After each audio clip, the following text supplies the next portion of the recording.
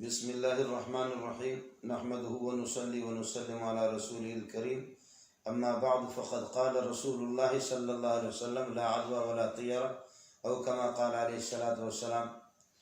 محترم خواتین و حضرات اور برادران ملت، فرزندان پاکستان، ڈاکٹر منظور احمد مینگل، محترم جامع صدیقیہ گلشن معمار کراچی، آپ سے مخاطب ہوں۔ آپ کے علم میں ہے کہ اس وقت پوری دنیا کرونا وائرس کے گھیرے میں ہے اور پوری دنیا خوف زدہ ہے۔ ایسے موقع پر شرعی ہدایت ہمارے لیے کیا ہے اور شرعاً ہمیں کیا کرنا چاہیے؟ ایسے موقع پر رسول پاک صلی اللہ علیہ وسلم کی خصوصی ہدایت یہی ہے کہ اللہ تعالیٰ کی طرف ہمیں رجوع کرنا ہے، اور یہ تو طے شدہ ہے بحیثیت مسلمان۔ آپ نے یہ بھی فرمایا کہ کسی کی بیماری کسی کی طرف بڑھتی نہیں ہے، اس کو لگتی نہیں ہے، فی نفس ہی بیماریاں نہیں لگتی ہیں، لیکن بعض بیماریاں اس قسم کی، بعض اسباب اس قسم کے کہ ان اسباب کے اندر اللہ نے تاثیر رکھی ہے، وہ اپنا اثر ظاہر کر کے دکھا دیتے ہیں۔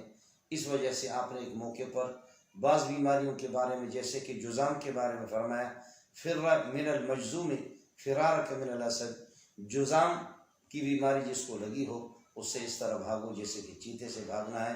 یہ کرونا وائرس بھی اسی قسم کی بیماری ہے۔ ایسے موقع پر خاص طور پر یہ کہ کمزور ایمان جن کا ہو، ہمیں اس میں اجتناب کرنا چاہیے۔ جہاں تک غیر ضروری ملاپ اور غیر ضروری اجتماعات، غیر ضروری جمگھٹا اور باہر نکلنا، اس سے اجتناب کرے۔ ضروریات ایک الگ چیز ہے، اس لیے ایسے موقع پر شرعی طور پر ہمیں جو تدابیر ہے ہم اختیار کر لیں، اور حکومت کی طرف سے، انتظامیہ کی طرف سے جو ہدایات ہے وہ بھی بالکل اسی قسم کے ہیں، ان کے بھی ہمیں یہ ہے کہ ماننا ہے اور ان کی پیروی ہمیں کرنی ہے۔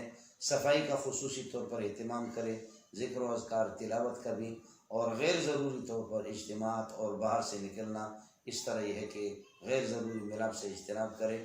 اللہ تعالیٰ امت مسلمہ کی حالت زار پر رحم فرمائے، یہی میرا پیغام ہے، یہی میری اپیل ہے۔